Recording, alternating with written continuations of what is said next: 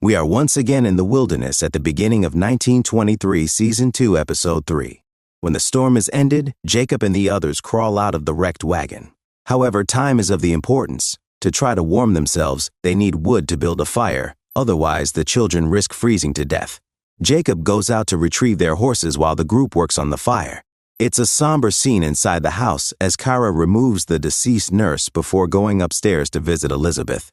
Although she continues to strongly oppose the rabies vaccinations, Kara affirms that her life has been easier than others. She even slaps Elizabeth in an attempt to make her think. Alex travels to New York in the meantime, but when she gets there, the officials there want the group to take another vessel to Ellis Island for immigration processing. This is undoubtedly a subject of conflict for Alex, and since she lacks any documentation, her only option is to move with the group. After some interrogation, Alex discloses that her last name is Dutton and sits down next to a very frightened expectant mother in anticipation of a medical examination. This woman breaks the awful news. Pregnant women are not permitted entry and will be taken back to their home countries, according to the military here.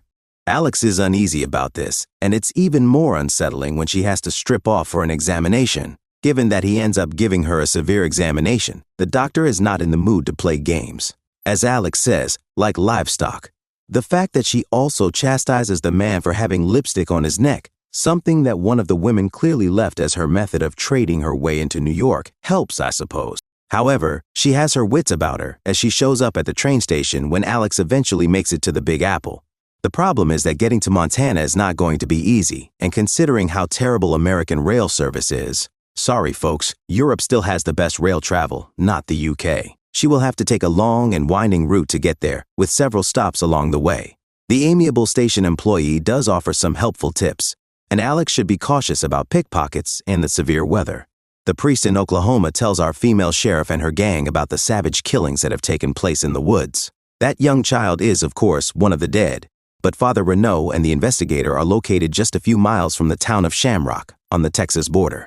Kara is waiting to welcome them when Jacob returns to the ranch, but with a shorter wagon because he had to burn it for warmth. Fortunately, they also have a doctor on standby to examine their recent arrivals. Zane in particular. In the midst of all of this, Spencer keeps traveling, but he encounters a potential obstacle along the route. Luca insists that Spencer employ violence in this situation, but Spencer resists and decides to find a different way. However, this also implies that they must abandon the truck because it essentially makes them a target if they go past this obstacle without halting. Luca, who is devoted to his family, declines to accompany Spencer after he eventually deserts his colleague. Regretfully, he must see Luca's murder as a result of his loyalty.